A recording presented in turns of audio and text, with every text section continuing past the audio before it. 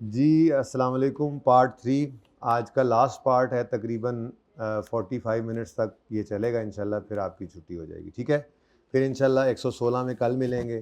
कल मेरा जो प्लान है उसमें मैंने एनपीओ के एक आधा सवाल करवाऊंगा खुद आपको। उसके बाद एनपीओ में कोई रहेगी थेरी, कोई रहती तो नहीं है वैसे, कोई एमसीक्यू कोई चीज़ ऐसी रहती है छोटी मोटी डिस्कस करूँगा, यानी यूँ कह लें कोई 1 घंटा तकरीबन मेरा एनपीओ पे लगेगा। उसके बाद कैश फ्लो का सवाल इस रीसेंट अटैम्प्ट का आप लोगों ने करके आना है, ये आपने फिर मुझसे क्वेश्चन कर लेना है, ये आपका होमवर्क है। क्वेश्चन 8 फॉर लिमिटेड, ठीक है, ये आपने लाजमी करना है, ये आपकी होम असाइनमेंट है आज। ठीक है, मैंने ये नहीं करवाना, सादा बात है, कोई मसला होगा तो डिस्कस करूंगा, मैं ये नहीं करवा रहा। ओके, ये आपने करना है इसलिए क्योंकि अगर मैं नहीं करवा रहा और आपने भी नहीं किया और इसमें कोई चीज़ ऐसी है जो चलो पॉइंट ऐसे ही रह गया और वही पर्चे में आ गया तो फिर क्या करोगे। इसलिए ये अब आपकी जिम्मेदारी ये कर लीजिएगा। तो कल का दिन आधा पौना घंटा फिर भी कैश फ्लो पे लग जाएगा। कोई इसमें मसला निकल आता है डिस्कस करते हुए, कोई थोड़ी सी थ्योरी रहती है, कोई एमसीक्यू कोई रहता है, कोई चीज़ ऐसी होती है। एक छोटा सा सवाल ट्रायल वाला रह गया था जिसमें वो कैपिटल डिविडेंड वाला मसला था। इस तरह की चीज़ें जो हैं वो करते कराते आधा पौना घंटा उस पर भी लग जाएगा। तो इसी तरह से IS 8 के ऊपर थोड़ी सी थ्योरी, कुछ MCQ डिस्कस करने हैं। सवाल तो उसके कोई नहीं है, लेकिन फिर भी कोई एक आधा सवाल देखूंगा। शॉर्ट क्वेश्चन में IS 8 आ सकता है, 8 से 10 नंबर का सवाल, 7-8 नंबर का आ जाया करता है अक्सर, तो वो भी करना है। उसके बाद फिर IS 16 पर मैंने तकरीबन 2 से ढाई घंटे लगाने हैं आपके। कुछ कल लगा लेंगे, कुछ परसों लगा लेंगे, लगाने हैं। ठीक है, तो इसलिए आपका पार्ट जो वॉल्यूम 2 है वो तो मैंने आपको कहा था 2 दिन पहले से कि आपको मैंने करवाना है। जिसने रिवीजन करनी थी हल्की फुल्की कर ली है। अभी अगर आप लोगों ने घर पे करना है ना आज जाकर, तो आपने 2 काम करने हैं। एक कैश फ्लो का सवाल पूरा करना है, दूसरा आपने IS 16 के अंदर कोई 1 से 2 सवाल करने हैं। एक्सट्रैक्ट वाला एक सवाल कर लेना, मेसोपोटामिया हैवी तरीन सवाल था, आखिर सवाल था, हिम्मत करके वो कर लेना। कभी मैंने तो नहीं करवाना ना वो, ठीक है, करवा जो दिया है। और इसी तरह से एक आधा कोई नोट का सवाल कर लेना, जैसे कि सूकी लिमिटेड था या मंडे लिमिटेड था, इस तरह का जिसमें नोट हो। तो एक नोट का, एक एक्सट्रैक्ट का सवाल आपने करना है और एक कैश फ्लो का सवाल आपने ये वाला कर लेना है। बाकी आप कुछ ना करें, बाकी फिर देखते हैं। ठीक है, वो आपको क्या करवाना है मैंने। तो आपकी EPS आज बेशक ना करिएगा, तो अब जब ख़त्म हो तो कहानी है कि रिवीजन अब इसके बाद ही शुरू करिएगा, लेकिन EPS तैयार है, अभी रेशोज़ भी ख़त्म हो जाता है, ये भी तैयार है आपका फ्रेमवर्क भी। तो ये 3 तो एक साइड पे लग गए, तो बाकी भी ऐसे ही इंशाल्लाह 3-3 करके तो कर लेंगे। छोटे टॉपिक्स तो वैसे कम टाइम लेते हैं। तो फिर तीसरा दिन मैंने रखा हुआ है, इंशाल्लाह उसके अंदर हम बड़े आराम सुकून से बुध वाले दिन कंक्लूड कर जाएंगे। और अगर कोई चीज़ रह जाएगी तो भी मैंने तो तब तक नहीं छोड़ना आपको जब तक मेरी तसल्ली नहीं होगी। तो आप में से जो जाना चाहे जा सकता है, लेक्चर तो साथ साथ मैं अवेलेबल कर रहा हूँ। ठीक है, लेकिन बेहतर यही है कि यहाँ बैठें, हो जाएगा काम, आप कंफर्टेबल हो जाएंगे, तसल्ली होती है कि हाँ यार आता है सब कुछ। और कुछ नहीं अब आपको देना मैंने इन 3 क्लासों में सिवाय तसल्ली के, यार आपको सब आता है, आप डरना बस छोड़ दें, डरना नहीं है यहाँ पे। ठीक है, जो डरेगा वो मरेगा। तो ये आपका होमवर्क है। ओके, चलें आ जाइए, क्वेश्चन करते हैं। क्वेश्चन नंबर 7 मैं आपको करवाने लगा हूँ, बल्कि आप मुझे करवाने लगे। पहला वाला पार्ट आप मुझे करवा दें, दूसरा वाला पार्ट मैं आपको बता दूंगा। ठीक है, पढ़िए। Based on financial statements for the year ended 30 June 2024 provided above, calculate PL's ratios in comparison with benchmark ratios. यानी जो ऊपर 30 जून 2024 की फाइनेंशियल स्टेटमेंट्स गिवन है उनके लिए रेशियोज निकालो। अब 9 नंबर तो मुफ्त के हैं भाई, कोई कमेंट नहीं, कोई कुछ नहीं, तो ज़रा कैलकुलेटर हाथों में ले लो।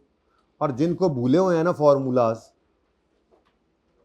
कहा था ना याद कर लो, चलो ये कर लो कि वो अपने रजिस्टर में उन फार्मूलाज को खोल लो। मेरा दिल नहीं है कि मैं खोल के मैं ओपन कर दूं, मैंने तो वो बनाई थी ना लिस्ट सी, मैं ओपन कर दूं, मैं कर।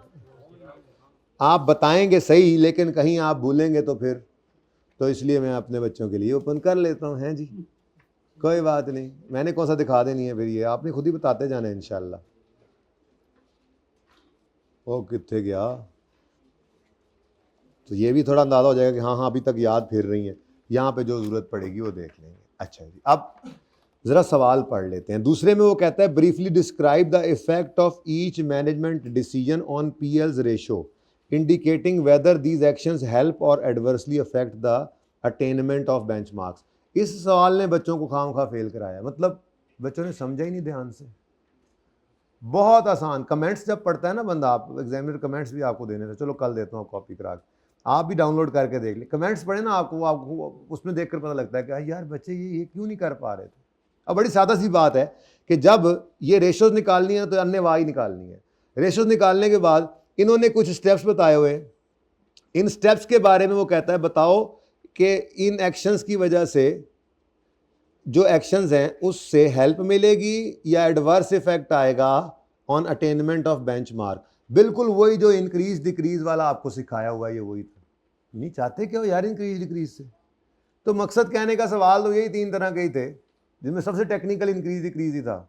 3 तरह के, मतलब रेशो निकलवाता है तो उस पर कमेंट करवा ले, रेशो निकलवा के कहता है ज़रा ये बताओ इंडस्ट्री से प्रीवियस ईयर से वेरिएशन की क्या वजह है, या निकलवा के कहता है इंक्रीज डिक्रीज इन स्टेप्स का। पहले ये कहता था कि ये रेशोज हैं, रेशो नहीं निकलता, कहता था कि बताओ इस स्टेप का क्या असर पड़ेगा। इस सवाल में ये कर दिया रेशो निकलवा कर कह रहा है कि कुछ स्टेप्स हैं उनका असर इन रेशोज पे क्या पड़ेगा। सिंपल, ठीक है। तो पहले रेशोज निकालें जल्दी से, सवाल के पहले पढ़ लेते हैं। PL, a growing company in the home appliance industry has provided following summarized financial। PPE है, इन्वेंट्री है, ट्रेड रिसीवेबल है, कैश एंड बैंक है, शेयर कैपिटल है, शेयर प्रीमियम, रिटेन अर्निंग है, क्यूमुलेटिव प्रेफरेंस शेयर्स हैं। प्रेफरेंस शेयर्स हैं, कुछ redeemable हैं और कुछ इरिडीमेबल हैं। ये नहीं कहना कि टोटल में से 20% रिडीमेबल बाकी नहीं, वो तो उसका इंटरेस्ट रेट है, डिविडेंड रेट है, लॉन्ग टर्म लोन है और करंट लायबिलिटी है, ठीक है। अच्छा अगली बात, थोड़ी सी ज्यादती कर गया, ये पहले इरिडीमेबल लिख लेता तो अच्छा होता। खैर चलो, खैर यही तो आपको डेटा निकालना होता है ना। इरिडीमेबल जो है वो लाइक इक्विटी होते हैं ना। खैर हमें इससे क्या, ऑर्डिनरी इक्विटी में तो नहीं आते ना, इसलिए टेंशन नहीं है। तो जो कैपिटल एम्प्लॉयड में लेने हैं तो उसके अंदर तो आपका लॉन्ग टर्म लोन में भी आ जाना है, इसमें भी आ जाना है। खैर PNL में देखो तो सेल्स है, अब ये सारे क्या है, ये for the year 30 June 2024, for the year 30 जून 2024 ये फाइनेंशियल स्टेटमेंट्स, इसी की उसने कहा है रेशोज निकालो, 9 नंबर की सिर्फ रेशोज निकालनी, ठीक है। तो sale, cost of sale, GP, selling and admin expense, finance cost और net profit, detail of ordinary shares issued during the year. ओल है, इस साल में शेयर्स इशू हो गए, ये पता नहीं क्यों दे रहा है, आज तक तो कभी नहीं दिए थे। ऑन 1 दिसंबर 23, हमारे साल खत्म होने से 7 महीने पहले, साल 30 जून 24 खत्म हो रहा है, PL ने 20% राइट शेयर्स इशू किए at par, share immediately before right issue are इतने, और PL ने इशू किए 3.5 million shares at market value. PL did not declare dividend on preference share holders, नहीं भी कर रहा तो हम क्या करें, क्यूमुलेटिव है तो आएगा ही आएगा जहां कहीं आना हुआ। यार ये सारा डेटा वैसे मुझे तो EPS का लग रहा है, ये दोनों पॉइंट्स हैं EPS के लग रहे हैं मुझे, पता नहीं ये क्यों दे रहा है, आज तक तो कभी रेशो के सवाल में इसने दिया नहीं था। क्या कह रहा है नीचे, EPS भी निकाल दो कसमें। देखो ना, अब मैंने आपको कहा था कि EPS भी एक रेशो है, पर उस पर पूरा एक्सटेंडेड बनना, इसलिए उसको अलग से पढ़ा हो, वो भी एक रेशो है।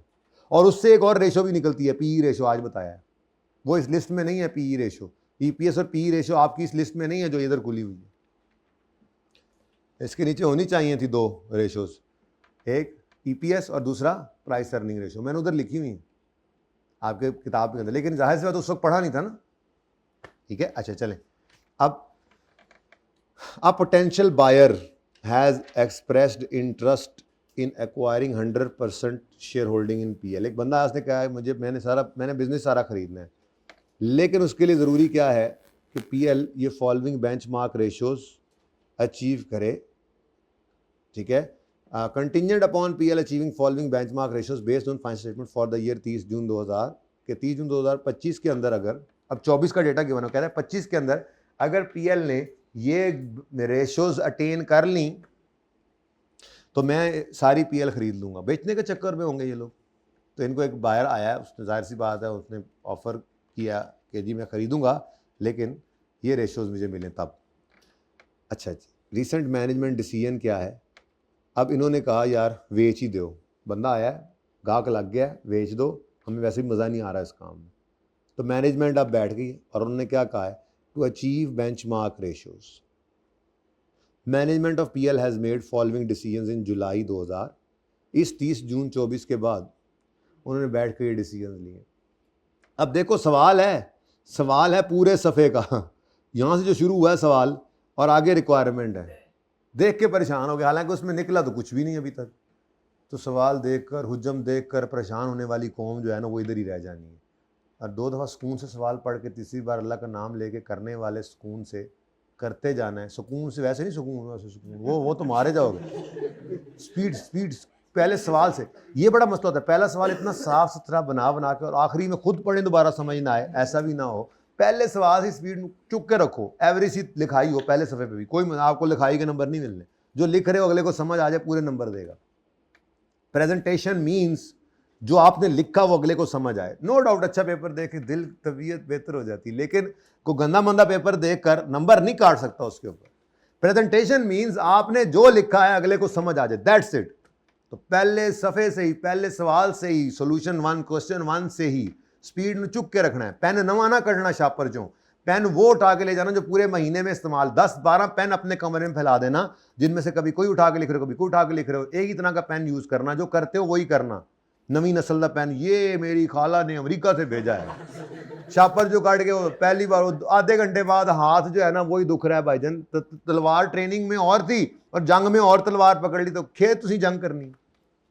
जो पेन यूज़ करते हो वही पेन जो यूज़ करते आए हो पूरा सेशन, उसी का पूरा डिब्बा लेकर रखो और 4-5 अपने कमरे में फैला दो, क्योंकि 4-5 होंगे तो मौके पे कोई मिलेगा। क्योंकि आप नीचे बैठ के नॉर्मली मैं तो नीचे बैठ के पढ़ता था, कंफर्टेबल होता था। बेड पे बैठे हो तो वैसी जगह थोड़ी हो जाती है, 2 किताबें रखो तो फिर जगह ही कोई नहीं है जी। तो डबल बेड हाँ फिर ठीक है, चलो वो है तो फिर आपने उसमें वो कब्जा किया, वो भी ठीक है। लेकिन उस सब में ये होगा कि आप एक पेन अगर निकालोगे ना तो आपको हर घंटे में 5 मिनट आपके पेन ढूंढने में ज़ाया हो जाते हैं। कभी वो तकिए के नीचे चला जाता, किताब के नीचे चला जाता, तो वो 5 से 7 पेन आपने ना उस डिब्बे से, डिब्बा पूरा लेना है जो पेन यूज़ करते हो, उसमें 5-7 निकाल के आपने ऐसे फैला देने, बस वो वही रहे पूरे प्रेप लीव में। हंसने की बात नहीं, मैं प्रैक्टिकल बातें कर रहा हूँ। वो 5-7 पेन ही आपके पूरी प्रेप लीव में यूज़ होते रहे, वो चालू हालत में हों और आपके हाथ पे चढ़े हुए भी हों, और पर्चे में जाते हुए उन्हीं में से 2-3 उठा के आपने ले जाने हैं, नया पेन नहीं लेके जाना, ठीक है। उसके बाद फिर बाकी काम ये।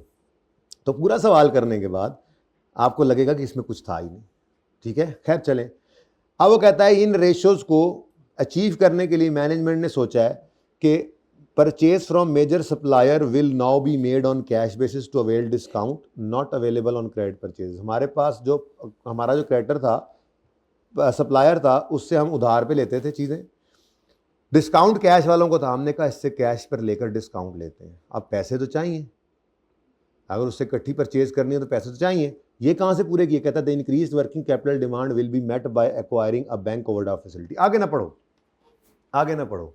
ये स्टेप लिया होगा तो क्यों लिया होगा? अगर कैश डिस्काउंट सप्लायर से जो लेना है, लेट्स से आप कैश पर चीज़ें खरीदें तो आपको 100 का डिस्काउंट मिलना है और आपको ओवरड्राफ्ट फैसिलिटी का 150 इंटरेस्ट देना पड़ जाए, तो क्या आप जाओगे इस तरफ?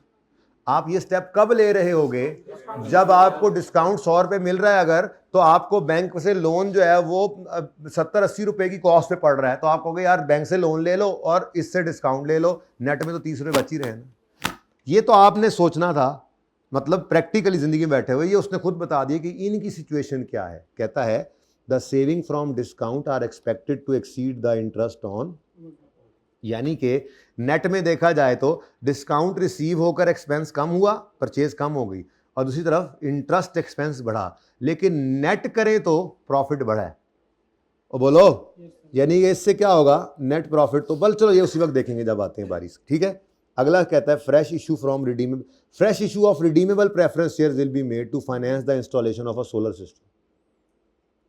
सोलर सिस्टम लगाते हैं, बिजली बहुत महंगी हो गई है, सोलर लगा लेते हैं, पैसे कोई नहीं है, कोई बात नहीं, प्रेफरेंस शेयर्स रिडीमेबल वाले इशू कर दो। अब ज़ाहिर उन पर इंटरेस्ट देना पड़ता है, डिविडेंड, ठीक है। अब एक तरफ प्रेफरेंस शेयर इशू करके पैसे लिए, उन पर डिविडेंड पे करोगे, ये प्रेफरेंस शेयर्स रिडीमेबल हैं, मतलब फाइनेंस कॉस्ट बढ़ जानी है।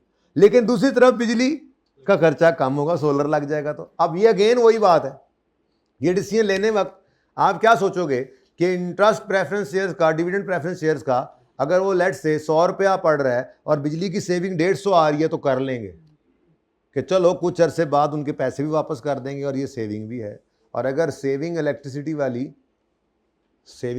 वाली कम हो और डिविडेंड ज़्यादा और फिर ये काम करेंगे, ये वो खुद बताएगा। कहता है the saving in electricity cost are expected to exceed the dividend payment on these preference shares and and depreciation भी तो आ जानी है ना, आपका एसेट बनना है। तो वो कह रहा है कि दो चीज़ें आएंगी और एक जाएगी।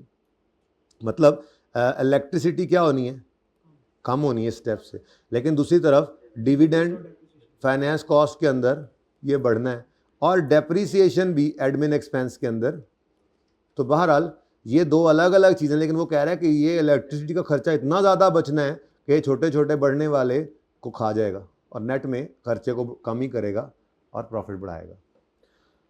और रीवैल्यूएशन पर ले जाओ ताकि फेयर वैल्यू बढ़ जाए फाइनेंशियल स्टेटमेंट्स में। अब इसमें भी आपको भाई तो बहुत आप माहिर हैं माशाल्लाह इसके, इसका बढ़ना नो डाउट एसेट को बढ़ाता है, लेकिन दूसरी तरफ पीएनएल को नहीं बढ़ाता, वो सरप्लस को बढ़ाता है, ओसीआई से होता हुआ इक्विटी को बढ़ाता है, एक चीज़। और दूसरी चीज़ वो अपवर्ड रीजन की वजह से डेप्रिसिएशन बढ़ने से प्रॉफिट उल्टा कम हो जाता है। अब ये सारी चीज़ें हैं, आपको पता है।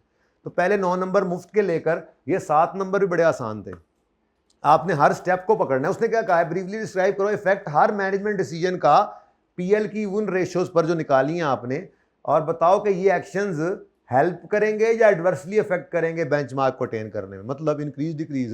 तो आपने सिंपल इस पे आना है और इस पे आगे कहना है यूं करके कि ये वाला स्टेप जो है ये जीपी को, नेट प्रॉफिट को, रिटर्न को, इसको बढ़ाएगा, इसको कम कर देगा, कर सकता है, मे के साथ बात करना है। दूसरे स्टेप में आइए, इसको बढ़ाएगा, इसको कम कर सकता है, इसको बढ़ा सकता है। ये तीसरा स्टेप है, इसको बढ़ा सकता है, इसको कम कर सकता है। अल्लाह खैर सल्ला।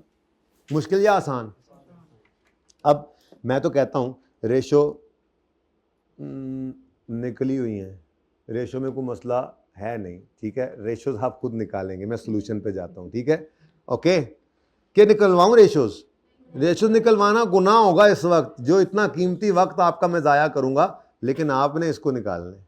ये फटाफट आपने घर पे कैलकुलेटर पे सिर्फ देख लेना, बस कैलकुलेटर सामने हो, कैलकुलेटर से आपने करनी है कैलकुलेशन, और सोल्यूशन जो आपके पास, सोल्यूशन नहीं है आपके पास इसका, सो सोल्यूशन डाउनलोड कर लो ना वेबसाइट पे। पीडीएफ भिजवा दूँ? पीडीएफ ग्रुप में कोई भिजवा दे, बच्चा कोई भेज सकते हैं जी। मेरा सोल्यूशन है, मतलब इसका नहीं है अभी, अब इसका क्या बनाऊंगा, इसमें अंग्रेजी है। सोल्यूशन तो मैं साथ साथ ही बनाता हूँ, जो बनाने वाले होंगे उनका बना हुआ मिलेगा, अगली दफ़ा वालों को मिलेगा। आपको यार सॉल्व करो, सवाल सारे ही सॉल्व कराता हूँ मैं, बस ये दो ही मैंने नहीं करवाने थे, क्योंकि इसमें क्या है, रेशो है, रेशो कैलकुलेशन है ना, तो फॉर्मूला लगाना है वो आप लगा लें, ठीक है। बाकी तो मैं आपको अभी बता रहा हूँ, डिस्कशन है, तो अगली दफ़ा किताब के अंदर आ जाएगा ये सोल्यूशन। अच्छा जी, कैश फ्लो का सोल्यूशन मैं बना दूंगा आपको, क्योंकि आपने वो करके आना है, वो सोल्यूशन चाहिए, क्योंकि वो ICAP का डिफरेंट होता है, इसमें कुछ डिफरेंस नहीं है। तो आप रेशो निकालिएगा, अगर किसी रेशो में आपका आंसर डिफरेंट होगा, मैं वो रेशो कैलकुलेट करवा दूंगा, ठीक है। अब आ जाए ज़रा आंसर पे, आपके पास नहीं है जो उस आंसर पे,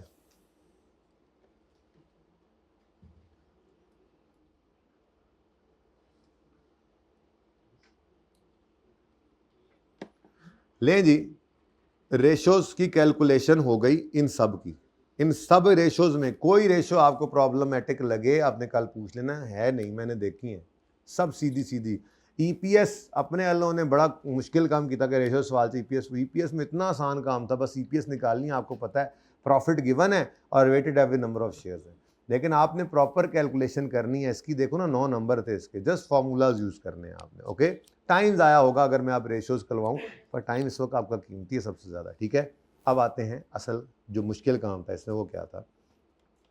रेशोज निकल आई, ठीक है जी, आपके सामने है 25, 7.5, 5.5, 10, 7, ये निकल आई, ठीक है। Gross profit margin, GP over cell, net profit है, रिटर्न ऑन एसेट है, ये PBIT को यूज़ करता है, PBIT बनाया हुआ है इन्होंने, बहुत सिंपल है, कुछ मुश्किल फिर भी मैं थोड़ा बहुत आपने नेट प्रॉफिट में इसको ऐड बैक करना है, PBIT बन जाएगा। उसके अलावा रिटर्न ऑन इक्विटी में pad minus preference dividend irredeemable वाला। अब इररिडीमेबल इनमें से कौन से थे, ये नीचे वाले, ये 140 पे आपने 10% लगाना है तो 14, ये आ गया आपके पास कितने, ये 14 नज़र आ रहा है, और डिवाइड करोगे इक्विटी से। अब इक्विटी में क्या आएगा, ऑर्डिनरी शेयर्स, ऑर्डिनरी शेयर्स आएंगे, शेयर कैपिटल है, शेयर प्रीमियम है, रिटेन्ड अर्निंग है। ये इररिडीमेबल प्रेफरेंस शेयर्स जो है ये प्रेफरेंस शेयर्स हैं, ऑर्डिनरी नहीं, इसलिए रिटर्न ऑन इक्विटी के अंदर इनको नहीं लाना। तो 215 जमा 95 जमा 35 होना चाहिए, 215 जमा, ये देखो, ठीक है जी। तो बस आपका ये रेशो भी आ गई। उसके बाद गियरिंग रेशो में long term loan over equity plus long term loan है। अब यहाँ पर आकर लॉन्ग टर्म लोन कौन से हैं, ये लॉन्ग टर्म लोन है, और ये भी लॉन्ग टर्म लोन है। उसके बाद इक्विटी में आए तो ये ज़रा थोड़ा टेक्निकल है, गुड पॉइंट आ गया। ये जनाब आपका ये लॉन्ग टर्म लोन आ गया। और इक्विटी कहाँ पे है? इक्विटी में तो ये सभी है, ये भी है, ये भी है, और इक्विटी में ही आते हैं ना। इररिडीमेबल प्रेफरेंस शेयर्स कहाँ क्लासिफाई करते थे? ऑर्डिनरी इक्विटी नहीं है, पर इक्विटी तो है, प्रेफरेंस इक्विटी है, इक्विटी तो है। इसका मतलब ये रेशो मुझे निकाल कर दिखानी चाहिए आपको। अच्छा नहीं लगता, गियरिंग रेशो ज़रा टेक्निकल हो रही है, तो गियरिंग रेशो में आए लॉन्ग टर्म लोन्स 130 प्लस 40, 10 देते रहो कम से कम। अच्छा, ये आ गया जनाब long term loan over equity. Equity 215 जमा 95। वैसे पिछली रेशो निकाली होती तो वहाँ पे इसने निकला होना था, इतनी फिगर ने वहाँ से उठा लेते। खैर चलो, अब तो नहीं है ना। और उसके बाद प्लस, अच्छा अब ये तो आ गया ना इक्विटी, इक्विटी प्लस वो ऊपर वाला ऐसे ही लॉन्ग टर्म डेट भी तो आना है। ये कैलकुलेटर में करी जा रहे हैं यहाँ पे। इसमें कोई मसला है तो बताएं। अच्छा, फिर भी मुझे एक दफ़ा आंसर बताएं। नहीं, न्यूमरेटर का आंसर बताएं। 130 प्लस 45, ये वैसे मेरा दिल कर रहा था मैं बताऊं कि ये डेट है, डेट है, ये डेट है, ठीक है। तो इसका मतलब जो इररिडीमेबल प्रेफरेंस शेयर्स हैं वो इक्विटी में ऐड करने हैं इस कैपिटल एम्प्लॉयड को निकालते हुए, क्योंकि वो इक्विटी की तरह से हैं। ये इंपॉर्टेंट पॉइंट था। और जो रिडीमेबल प्रेफरेंस शेयर्स हैं वो आपने बताया तो हुआ था आपको कि ये लायबिलिटी और इक्विटी है, तो जब रेशो निकालेंगे तो जाहिर सी बात है उसमें ऐड भी करेंगे, ठीक है। तो ये उसने अपनी तरफ से ज़रा मुश्किल पॉइंट बनाया था, लेकिन इतना मुश्किल था नहीं क्योंकि आपका काबू था इस पर। अच्छा, इक्विटी का टोटल भी बता दो। 480। लो जी, अब बताओ जी, गियरिंग रेशो इंटू 100 कर दो जी। 26 पॉइंट, जरा देख लो इसका आंसर यही है, 26.52 है। ये 52 ही था आपका भी, चले। अच्छा, अब ये रेशो ज़रा मुश्किल थी। उसके अलावा आगे उसने कौन सी रेशो कही है? Asset turnover simple sale over capital employed. अब कैपिटल एम्प्लॉयड तो निकल आया ना, कैपिटल एम्प्लॉयड क्या इक्विटी, और ये मैंने अभी यही तो निकाला है। ये कैपिटल एम्प्लॉयड ही तो equity plus long term loan, इसी को यूज़ कर लेना है। सेल्स के साथ तो एसेट टर्नओवर आ जाएगा। और उसके अलावा आखिर में, हाँ, अब ये बेसिक ईपीएस है। अब देखो ना, सुबह से ईपीएस पे ही लगे हुए हैं। अब क्या मैं इसको करवाऊँ आपको? तो PAT minus return preference weighted number of shares कैसे आ रहे हैं? बिल्कुल वैसे ही जैसे आपने आज तक निकाले हैं, और को नवा कम आ रहा है, ये थ्योरेटिकल एक्स राइट प्राइस। अच्छा माशाल्लाह, आज से पहले आई कैप इस तरह से नहीं करता था। ये तो बिल्कुल हमारे वाला फॉर्मेट है ना, माशाल्लाह, ठीक है। चलो, अच्छा हो गया, अच्छा हो गया, हमारे जैसा ही है। तो भाई ये रेशोज़ निकल आई हैं। इन रेशोज़ में कोई मसला है तो बताएं। अब मैं आपको ये रेशो ज़रा लिखवा दूँ। जीपी ज़रा इधर ही ले आओ। जीपी हमने यहाँ पर निकाला जी, ज़रा बता दो जीपी रेशो कैसे निकलती है? GP over cell.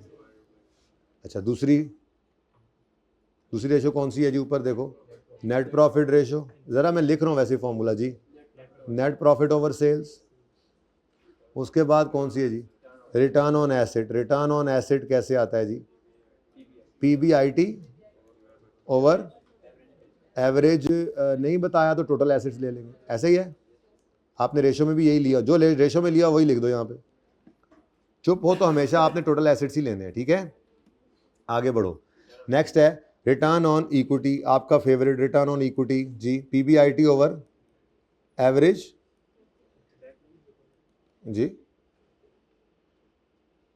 को मसला रिटर्न और equity, sorry capital, I am sorry, ये तो आएगा पैट माइनस, बल्कि ये बदतमीज माइनस होगा, minus irredeemable preference dividend divided by average ordinary equity. Sorry, वो है कैपिटल एम्प्लॉयड, कोई नहीं था capital employed, average ordinary equity जी। तो ये भी लिख लिया हमने। उसके बाद नेक्स्ट है गियरिंग रेशो। अभी अभी लिखी थी gearing, long term loan over equity plus, पता है यार तुम FAR1 के पेपर हो भाई, साइड पे हो ज़रा। Long term loan over equity plus long term loan, यानी कि कैपिटल एम्प्लॉयड कह लो, इनटू 100। अच्छा, उसके बाद कौन सी रेशो है? ये मैं इसलिए लिख रहा हूँ, पता है क्यों लिख रहा हूँ? क्योंकि मैंने तो अब आपने देखो ना फॉर्मूला लिखा होना है, जब आपने 9 नंबर की रेशोज निकाली होनी है, इस तरह का सवाल जब हो तो फॉर्मूला लिख लो, क्योंकि आपको वर्किंग में अल्टीमेटली लिखना पड़ना है बाद में, तो लिख लो। अच्छा, आपकी वर्किंग में 9 नंबर के अंदर ये काम हुआ पड़ा है। अब आपने अगले 7 नंबर के लिए उसी को देखना है जो आपने लिखा होगा। मैंने चूंकि लिखा नहीं था इसलिए मैंने दोबारा लिख लिया। यानी इतनी देर के अंदर मैं आपको प्रॉपर सवाल यही चीज़ लगाता, पहले रेशो निकलवाता फिर ये काम, लेकिन उससे ज़्यादा बेहतर है कोई डिस्कशन हो जाए किसी काम की बात की, रेशो निकालनी नहीं, ये सामने पड़े फॉर्मूला। एसिड टर्नओवर, ठीक, एसिड टर्नओवर का फॉर्मूला है नेट सेल, चलो सेल ही लिख लो, sale over average capital employed. उसके बाद जी ईपीएस, बेसिक ईपीएस है सिर्फ, तो बेसिक ईपीएस निकलती है पैट माइनस, ये बस वहाँ पर रुपीज़ में आया होता है ना, यहाँ पर वही नंबर ऑफ शेयर्स हम निकाल लेते हैं वेटेड एवरेज में लिख लेता हूँ ज़रा, ठीक है ना। तो ये आपका फॉर्मूला है जी, इसमें आपने क्या करना होता है जी, weighted average number of share से डिवाइड कर देना होता है बस, ठीक है जी, ऐसे ही होता है ना। ओके, चलो अब भाई ये सारी रेशोज में से आपने 1 बाय 1 बताते जाना है, ठीक है, इस तरह से। अच्छा भला वैसे ये लिखा होता कहीं काम आ जाएगा, इधर ही लिखा रहे यार। अब पहले जनाब हम ये करते हैं कि इस स्टेप का असर देख लेते हैं। इस स्टेप का असर क्या है? देखो जी, परचेज ने कम होना है डिस्काउंट की वजह से, ऐसा ही है, इसकी वजह से जीपी ने बढ़ जाना है, सही है। अच्छा, दूसरी तरफ आपका इंटरेस्ट एक्सपेंस जो है वो बढ़ना है, फाइनेंस कॉस्ट ने बढ़ना है, जिस वजह से नेट प्रॉफिट ने कम होना है। लेकिन लेट से परचेज का कम होना 50 से था ना, तो फाइनेंस कॉस्ट का जो बढ़ना है वो सिर्फ लेट से 30 से हुआ है, जो उसके मुताबिक बात है। तो अगर नेट करके देखें तो नेट में प्रॉफिट क्या हो गया, जीपी भी बढ़ा, प्रॉफिट भी बढ़ा, कम नहीं हुआ बेटा, बढ़ा, क्योंकि सेविंग ज़्यादा है एडिशनल इंटरेस्ट से। तो इसका मतलब ये हुआ, मैंने यहाँ से डिसाइड ये किया कि मेरा जीपी और नेट प्रॉफिट दोनों ही बढ़ेंगे। बढ़ेंगे नहीं बढ़ेंगे? बोलो, बढ़ेंगे ना। अब मुझे बताओ, जीपी रेशो में GP over sales, GP over sales किया आपने,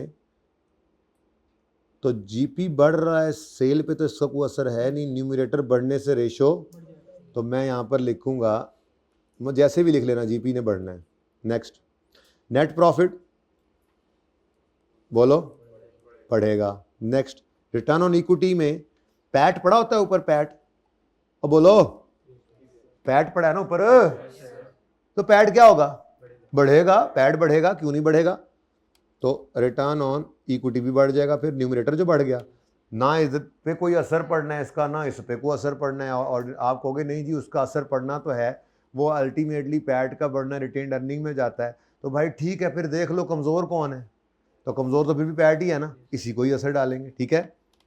आगे क्या है जी, गियरिंग, गियरिंग पे इसका कोई इफेक्ट है, क्या इफेक्ट है, हाँ वेरी गुड, इक्विटी बढ़ेगी, इक्विटी डिनोमिनेटर में इसका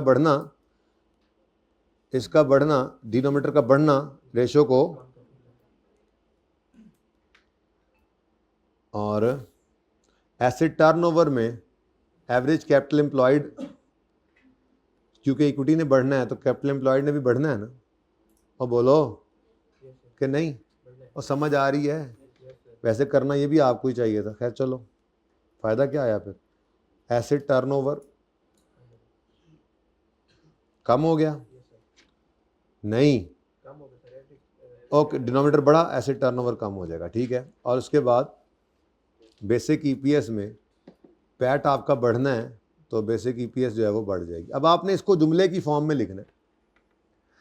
असल में जीपी 30% हमारा इससे कम है, ये स्टेप हेल्प, उसने जवाब उसके ज़रा तरीके से बस देना, इतनी सी बात। उसने क्या बोला था, ये बताओ, ब्रीफली डिस्क्राइब करो जो मैनेजमेंट के डिसीजन के इफेक्ट्स जो हैं वो क्या पड़ेंगे पीएल की रेशियोज पे, वेदर वो हेल्प करेंगे अटेन करने में बेंचमार्क या एडवर्सली इफेक्ट करेंगे अटेन करने में। तो हम यूं बोलेंगे कि ये इफेक्ट जो है वो GP, net profit, return on, क्योंकि हमारी ये सारे देखो ना आप तो कम है, जीपी 25 है, कम है, नेट प्रॉफिट 5 है, 10 से कम है। फिर रिटर्न ऑन एसेट जाहिर सी बात है वो भी कम है। फिर रिटर्न ऑन इक्विटी ये भी कम है, क्योंकि सारों में प्रॉफिटेबिलिटी रेशियो है ना, ठीक है। गियरिंग रेशो 40-60 है, कितने गई ये तो ऑलरेडी हम नीचे ही हैं, 40-60 ये हम ठीक है। अच्छा, उसके बाद एसेट टर्नओवर 1.3 है, हम 1.1 पे कम है, ठीक है। उसके बाद बेसिक ईपीएस 2 है और हम कहाँ पे फिर रहे हैं, ये भी कम है। तो ये सब तकरीबन कम ही है सिवाय गियरिंग के। अब जब आपका एक मामला ऐसा हुआ है जिससे आपका जीपी नेट प्रॉफिट इंक्रीज हो रहे हैं, तो आपकी ये रेशो भी बढ़ेगी, ये भी बढ़ेगी, ये भी बढ़ेगी, ये भी बढ़ेगी। एसेट टर्नओवर का किधर है फॉर्मूला, एसेट टर्नओवर में एवरेज ये बढ़ा, डिनोमिनेटर बढ़ने से रेशो तो ये कम होगी। और बेसिक ईपीएस का फॉर्मूला जो है इसके अंदर पैड ऊपर पड़ा होता है, नंबर ऑफ शेयर्स तो हिले नहीं इस वजह से, तो ये भी बढ़ेगी। यानी बाकी सब आपने कहना है जी बढ़ गई, इन दो को अलग कर लेना है, नखेड़ लेना है। इसमें कहना है एसेट टर्नओवर कम होगा और गियरिंग रेशो बढ़ने का डर है। हमारा करंट इस वक्त जो है वो 26 के कितने % था, गियरिंग रेशो क्यों बढ़ रही है जी? ओ नहीं, एवरेज ये इक्विटी डिनोमिनेटर के बढ़ने से हाँ रेशो क्या हो जाएगी, गियरिंग कम हो रही है, ठीक है। अब इसको ऐसे ही जुमले में आपने डाल देना, ये सारी बातों को उसने एक ही जुमले में लिखा हुआ है, आप अलग अलग भी लिख सकते हो। हर रेशो ऐसे करके ना, जैसे आपका टेबल था आप वैसा टेबल बना दो, उसको पता लगे कि तैयारी करके आया है जी। पहला स्टेप यूं लिखकर आपने ऐसे रेशोज की आपने लिस्ट बनानी है, GP ratio, net profit ratio, ऐसे रिटर्न ऑन एसेट, ये करके यूं आपने अपना टेबल बना लेना। 3 स्टेप्स हैं, ये लो आप ऐसे बना लें, आप यूं बताते जाएं ये इंक्रीज होगी, ये इंक्रीज होगी, ये डिक्रीज होगी, ऐसे जैसे चलते जाए। उसने क्या किया हुआ है उसका सोल्यूशन देखो क्या कहता है। ये जो मैंने बातें की उसने जुमले में लिखी है एक में, the reduction in cost of sale will increase profit leading to an improvement in basic EPS, GP margin, net profit, return on asset, return on equity. Currently, these ratios are below benchmark, so the increased result will support attainment of the benchmark. ठीक है, सही है। आगे कहता है ऐसे ही, this reduction in electricity cost will increase in profit and increase in non-current asset। इसी तरह से दूसरा स्टेप क्या है उसमें मैंने आपको बताया था, दूसरे स्टेप के अंदर ये थे गया दूसरा स्टेप मैंने ये लिखा हुआ है, ये कि नेट में आपका जो इलेक्ट्रिसिटी का डिक्रीज था वो इन दोनों इंक्रीजेस से ज़्यादा था, तो उसने भी प्रॉफिट को क्या कर दिया, बढ़ा दिया। अब अगर ये भी प्रॉफिट बढ़ रहा है तो इसके भी असरात वही हैं, उसने अंग्रेज़ी के अंदर लिखा हुआ है। तो आपने 7 नंबर के लिए अगर अंग्रेज़ी नहीं लिखनी तो बहुत अच्छी बात है, उसने वैसे लिखा था ब्रीफली डिस्क्राइब कर दो, तो आप यूँ कह दो कि the description is depicted in following table, और टेबल बना दो, वरना अंग्रेज़ी पढ़ लो ऐसे ही। तो काम वही है इंक्रीज डिक्रीज वाला, ठीक है, कर लेना एक बार। बहरहाल अगर इसके ज़्यादा चांसेस होते तो इस लंबा सवाल आ गया है ना, इस वजह से फिर मैं मज़ीद, लेकिन फिर भी हमने इसका जूस तो सारा निकाल ही दिया है, इस टॉपिक में अब बचा कुछ भी नहीं है, ठीक है। आपने तसल्ली से इसको देख लेना है, अगर कोई सवाल होगा तो कल का मौका है। तो आपका होमवर्क जो है वो थोड़ा बढ़ गया है, ठीक है, थोड़ा बढ़ गया ना, लेकिन मैंने ईपीएस की रिवीजन पहले कही थी वो साइड पे। होमवर्क क्या बन गया अब आपका, एक आपने सवाल करना है कैश फ्लो का, और दूसरा ये रेशोज तो निकल ही आई हैं कैलकुलेटर पे ही, बस इनके इंक्रीज, यानी कि जो मैंने करवाना है वो तो आपने लाजमी करना ही करना है ना, ये आपने करने हैं। और कौन सा कहा था सवाल, हाँ I16 के 2 सवाल आप कर लो। मैं कल नहीं भी कराऊंगा ना तो आपके हाथ से गुजर जाएंगे, आप थोड़ा बेहतर महसूस करेंगे। फिर 2 मजीद मैं करवाऊंगा तो एक बार फिर आप यूं हो जाएंगे कि ताज़ा हो गया सब कुछ। तो प्रेप लीव में जब जाओगे तो कॉन्फिडेंस होगा कि हाँ I16 भी तैयार है। और ख़बरदार किसी ने छोटे सवाल करने शुरू किए तो जो रिवीजन प्लान के अंदर सवाल होंगे वही करने, आपको सब आता है। अब आपने डेप्रिसिएशन की वर्किंग करनी है, on opening, on addition, on disposal, खुदा का खौफ करें, टाइमनेस आया करिएगा। रिवैल्यूएशन के वो सवाल करने हैं जिसके अंदर आपकी एक रिवैल्यूएशन से सवाल शुरू हुआ था, 5 दिन में जाके आप तीसरे सवाल में पहुंचे थे, वो वक्त था सीखने का, अभी आपको सब आता है, ठीक है। छुट्टी नहीं दी मैंने अभी। तो ये आपका होमवर्क है, ये मेरी तरफ से जी ओके है। अगर आपको इसमें कोई मसला हो तो आप कल मुझसे पूछेंगे, यही एक मौका है, ये आपने करके आना है। इसका सोल्यूशन मैं इंशाल्लाह बना लाता हूँ, ये मेरे ज़िम्मे है। डायरेक्ट मेथड से उसने पूछा था, खैर से बच्चों को कह के भेजा था पिछली बार कि अभी बड़े दिन हो गए हैं। डर ही होता है उस्ताद को, और उस्ताद को क्या होता है, डर ही होता है। डर था कि ये आ जाएगा, मैंने कहा था ध्यान से कर लेना। और उसमें बस फ़र्क सिर्फ ये होता है कि डायरेक्ट मेथड पर बहुत मेहनत कर ली थी, 2 सवाल पहले अगर 4 कराते थे तो 6 करा दिए थे, इतना की फ़र्क होता है। बच्चे का हाथ थोड़ा और सीधा करा दिया था, तो ऐसे ही चलता है। तो वो आप लोगों को जो करवाया है वो भी करके चले जाओ ना, तो इंशाल्लाह काम हो जाएगा काफ़ी हद तक। ठीक है, अब ये IAS 16 का सवाल है, बिल्कुल रूटीन से हट के उसने कह दिया जर्नल एंट्रीज प्रिपेयर करो। बड़े को मुद्दत बाद ऐसा सवाल है, वरना नोट था, वरना एक्सट्रैक्ट्स थे। तो इसलिए अब मेरा दिल यही बार बार इस तरफ ही जा रहा है कि ये नोट या एक्सट्रैक्ट्स मांगेगा। और नोट आई कैप का देख लो ना, सबसे ज़्यादा सवाल जिसके आए हैं, तो उसके लिए उदास भी तो हो गया होगा आई कैप, नोट भी आ सकता है। ठीक है, तो ये सवाल भी उन्हीं के साथ ही होगा जो मैंने 2 सवाल कराने का सोचा है। यार MCQs तो आप कर ही सकते हो।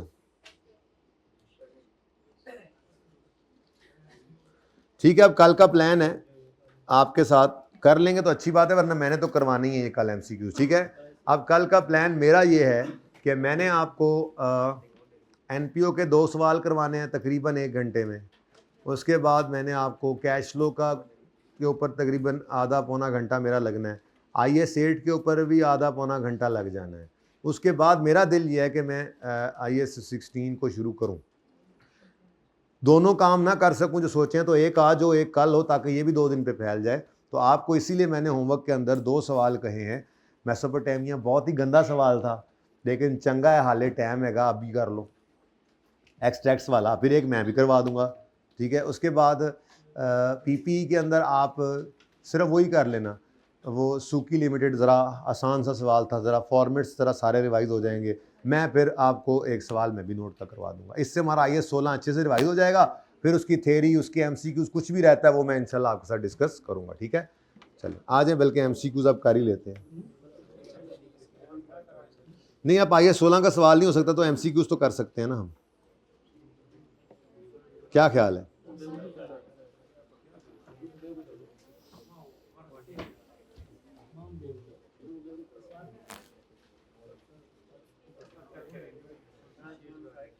बड़ा यार आसान पेपर था वैसे भाई, 10 नंबर का NPO का सवाल आया तो बाद में बड़ा हो जाना है।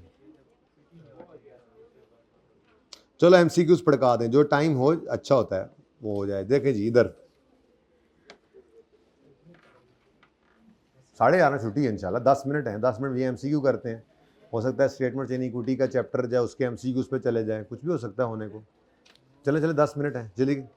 On 1 January 23 beta limited has share capital of 50 million, जल्दी से कैलकुलेटर निकाल लें। Share premium of 15 million and accumulated loss of 25। Basically statement of financial position में मैं आपको एक्सट्रैक्ट्स बना देता हूँ, पता नहीं उसने क्या मांगा हुआ, लेकिन ज़रा आपको लॉस पहली बार सुनाई दिया ना, शायद पहले भी देखा होगा आधे सवाल में कैश फ्लो के अंदर आपने। तो इक्विटी के अंदर शेयर कैपिटल, शेयर प्रीमियम और रिटेन्ड अर्निंग्स की बजाय अक्यूमुलेटेड लॉस आ रहा है, आ जाता होता है, कोई बात नहीं। तो कह रहा है जी शेयर कैपिटल कितना है 50 मिलियन, शेयर प्रीमियम 15 मिलियन और अक्यूमुलेटेड लॉस कितना है 25। ये ऐसे नेगेटिव नज़र आ रहा होता है, और इसकी वजह हुआ करती है अक्यूमुलेटेड लॉसेस इकट्ठे होते होते होते होते होते ये नेगेटिव हो जाती है रिटेन्ड अर्निंग्स। ठीक है, अब जी BL ने 15 मिलियन का प्रॉफिट इस पीरियड में अर्न कर लिया। ठीक है, following shares were issued during the year 2023 on 1 July 23। Year and हमारा कब है, 31 दिसंबर है, हाँ।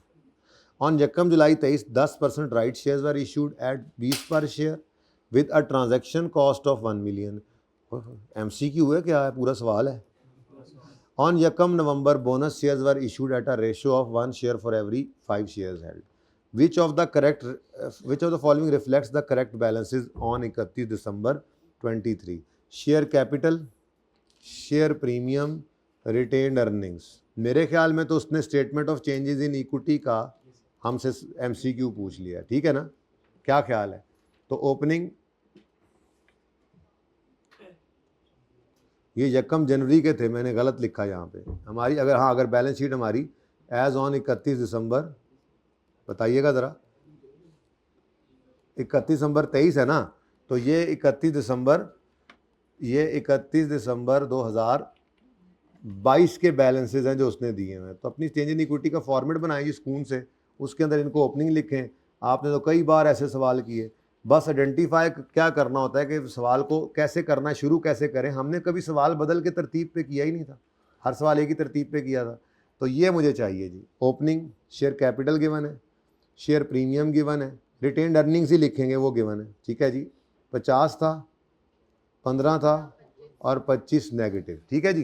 चलो अब वो क्या कह रहा है जी, क्या किया हमने, during the year 10% right share issue हुए। कमाल बस यही है, ईपीएस का सवाल करते करते इस तरफ आए हैं तो भूल ना जाएं कि इधर क्या था। ये अपनी जगह चेंज इक्विटी नॉर्मल तरीके से होती थी, ईपीएस का सवाल ने सब कुछ उलट पुलट कर दिया था, ठीक है।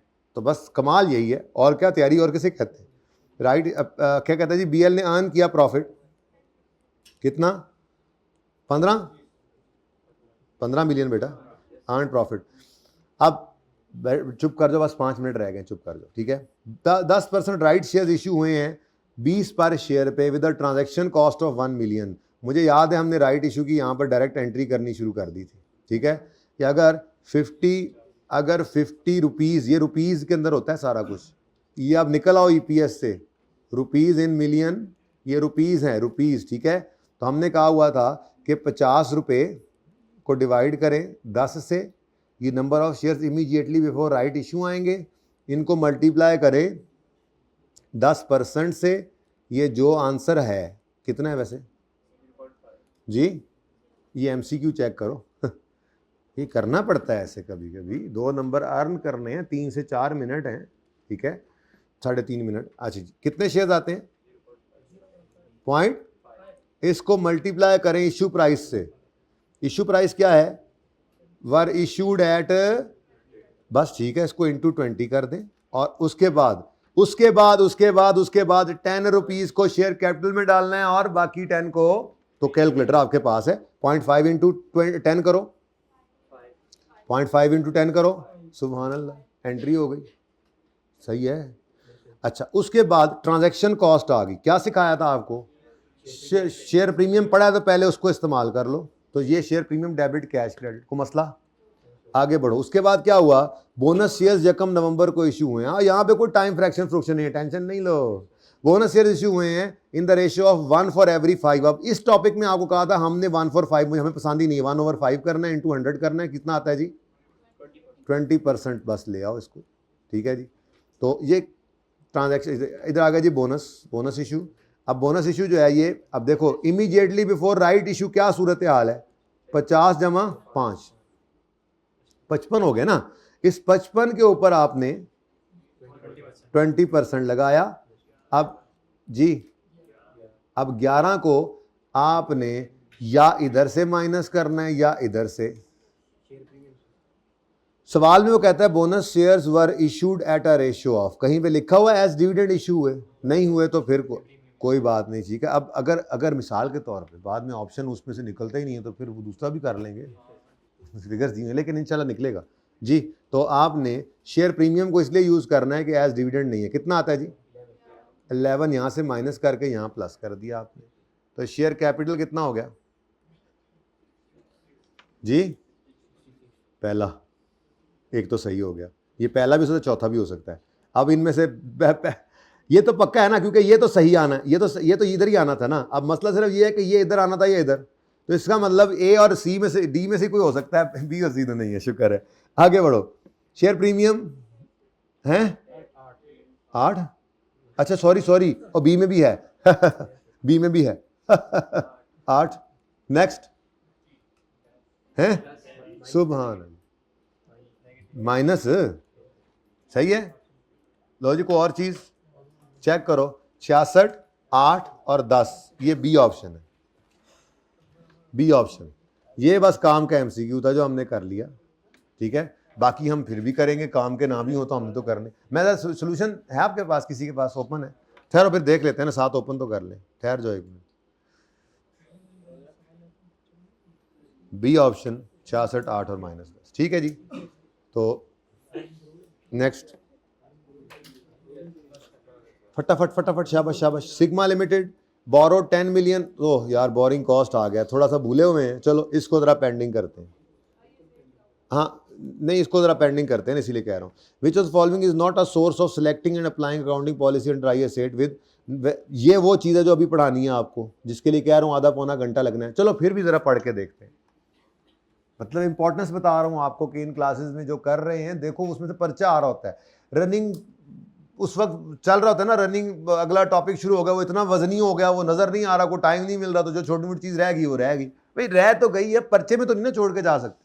सेशन एंड हो गया तो फिर क्या हुआ, वो करके चले जाओ, कोई मसला नहीं, उसमें से चीज आ जाती है, 1-2 नंबर भी आ जाए तो आपकी तो कमाई हो गई। ठीक है जी। तो वो कहता है कि कौन सी चीज़ जो है वो सिलेक्ट या अप्लाई करने के लिए अकाउंटिंग पॉलिसी अंडर IAS 8 नहीं है एक source. Most recent pronouncement of other standard setting bodies हो सकती है। पब्लिश अकाउंटिंग लिटरेचर नहीं, ये मैंने कोई नहीं सुना कभी। Practice that are widely recognise and prevalent in industry,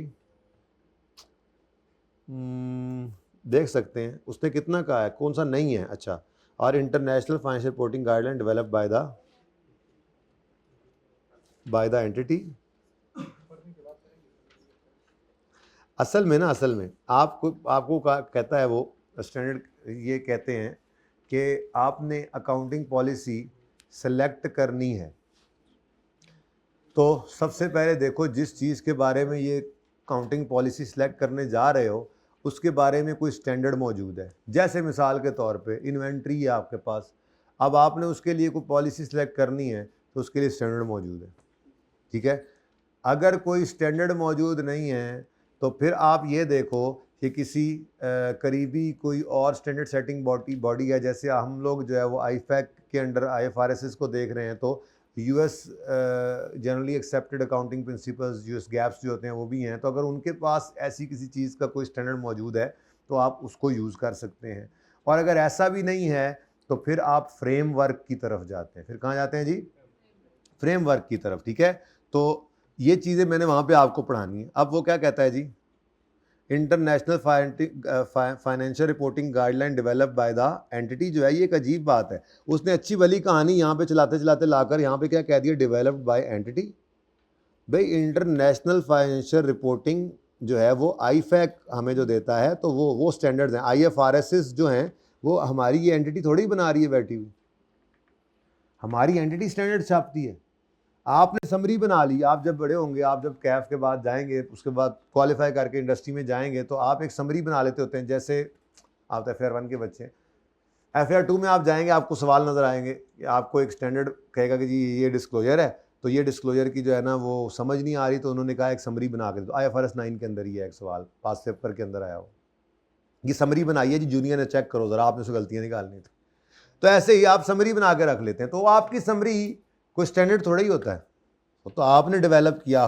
sorry यार, ये तो बिल्कुल भी नहीं हो सकता। अब रह गई ये दो चीज़ें, पब्लिश्ड अकाउंटिंग लिटरेचर और प्रिवेलेंट इन इंडस्ट्री में प्रैक्टिसेस जो कि वाइडली रिकॉग्नाइज की जाती हैं। जैसे मिसाल के तौर पे आप कॉस्ट अकाउंटिंग के अंदर देखें ना जी, तो कॉस्ट अकाउंटिंग के अंदर आपके तो कोई स्टैंडर्ड है ही नहीं। तो ये सारी जो कॉस्ट अकाउंटिंग आप पढ़ते आ रहे हैं, CMA के अंदर आपने जो पढ़ा है, ये फिर कहाँ से आया है? ये आपके बुजुर्गों की बातें ही हैं और वही वाइडली एक्सेप्ट भी की जाती हैं, जो इंडस्ट्री के अंदर चल भी रही हैं। ठीक है, तो पब्लिश हो गया कोई अकाउंटिंग लिटरेचर, आप उसकी बेस पर सिलेक्ट या अप्लाई कर लें अकाउंटिंग पॉलिसी। पब्लिश कोई ऐसी चीज़ थोड़ी होती है, कोई अकाउंटिंग लिटरेचर, कोई रिसाला, कोई स्टैंडर्ड, कोई उसकी इंटरप्रिटेशन, कोई चीज़ पब्लिश हो गई है या आपकी इंडस्ट्री के अंदर वो वाइडली एक्सेप्टेड है, वाइडली रिकग्नाइज्ड है, ऐसी प्रैक्टिस है, आपने आपकी एंटिटी ने ये कर लिया, हद हो गई यार, ऐसी कोई बात नहीं। तो ये सबसे बुरा ही यही था। अब उसने कहा था कि which of the following is not a source, not a source था, इसलिए एक ही बनता था वो वाला। ठीक है, अब टाइम हो गया ख़त्म। अब देखो बेसिक EPS वाला आप क्यों ना करके आओ, ये मैंने वैसे पेंडिंग कर दिया। असल में तो IFRS 8 वाले पेंडिंग हुए तो ज़्यादा अच्छा था, क्योंकि मैंने अभी ये डिस्कशन करनी थी आपके साथ। IAS 8 के पहले दूसरे सफ़े के ऊपर गिवन है, जहाँ पे selecting and applying accounting policy का सफ़ा है जो हमारा रह गया था, ज़बानी कराया था। ठीक है, तो ये बेसिक EPS डायरेक्ट EPS आपने करके आना है। ये कहाँ से हो गया है? उसके बाद ये भी आपका हो जाएगा। इसको बेशक फ़िलहाल छोड़ दीजिएगा, वैसे हो तो जाना चाहिए, लेकिन ये भी आपका हो जाना चाहिए। ये भी IAS 8 का है, लेकिन ये भी हो जाएगा। तो इतने आसान MCQs हैं, आप खुद देखेंगे। ठीक है, तो ज़िंदगी रही तो कल 7:15 बजे मुलाकात होगी, टाइम से आइएगा। कल मैं आते साथ क्या करवाऊँगा भला, कुछ इंपॉर्टेंट ही करवाऊँगा। ठीक है, ताकि आप लोग टाइम से आएँ। ठीक है जी, अल्लाह हाफिज़।